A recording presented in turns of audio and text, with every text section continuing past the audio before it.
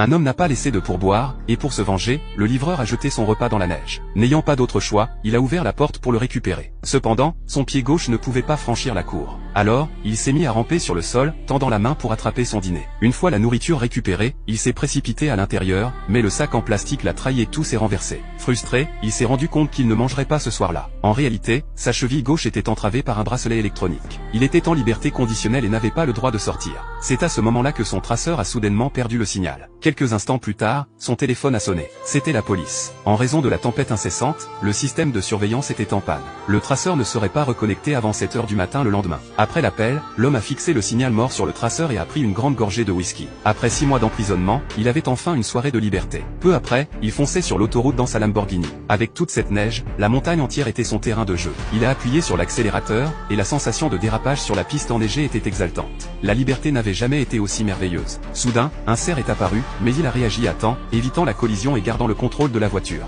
Il était fier de ses compétences de conduite. Il n'a pas remarqué l'obstacle suivant sur la route.